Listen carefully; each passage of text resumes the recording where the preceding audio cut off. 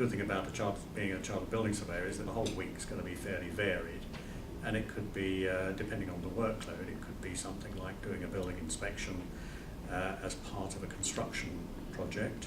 It could be doing a survey for due diligence purposes for an investor who's buying a commercial building, for example.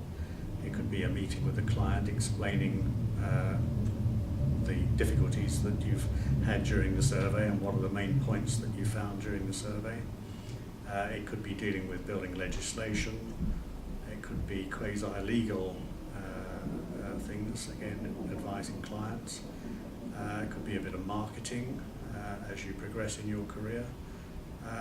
Could be some management if you've got staff under you. Sounds like quite a lot of report writing in the role. To an extent, you have to be a good communicator, both graphically and verbally. So you need to like dealing with people. That's essential, and that'll be people from the chief executive of your client right down to a builder's labourer on a construction site. Right. So you have to be able to communicate with them. Report writing is not everything, but again, if you can't express what you've discovered on a building, then you're not much value to the client. In your view, what are some of the biggest challenges in the role? I think the fact that there are challenges, difficult to put into words. There are always challenges because we're dealing with, it's a bit like a doctor with a patient. If I ask you what's wrong with you, you can tell me.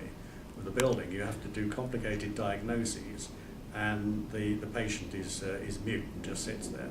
So you have to be able to research into exactly what's wrong and come up with conclusions, and it's not always straightforward.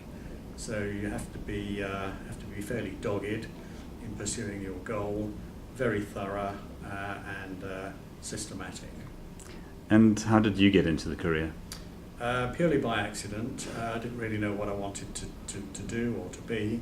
I knew what I didn't want to do, and that was to spend 5 days a week in an office. And that was a prerequisite for me. Secondly, I was practical, but what really swung it for me was a family friend who was a surveyor, seemed to be driving quite a nice car and played a lot of cricket. So as I was only 16 at the time, that really focused me on becoming a surveyor. Right. It's not all cricket, but very enjoyable. Okay, no regrets? No regrets at all. If I had the time again, I'd definitely be a surveyor. Okay. You can earn a good living, a comfortable living. If you want to be rich, be a banker or a politician, but surveying is the most rewarding, worthwhile career I think anybody can have. Okay. Lastly, David, what kind of youngster would you want to attract into this career? People from all spectrums of society, really. You don't have to be terribly academic, although the entry qualifications are quite challenging. You need good A-levels to get on most approved university courses. On the other hand, it's a vocational thing. People want to be surveyors, and there is a route through that you can do to get a technical qualification and then do a bridge later. So don't worry if you're not truly academic. There is room for everybody in surveying. That's what we want, a good cross-section.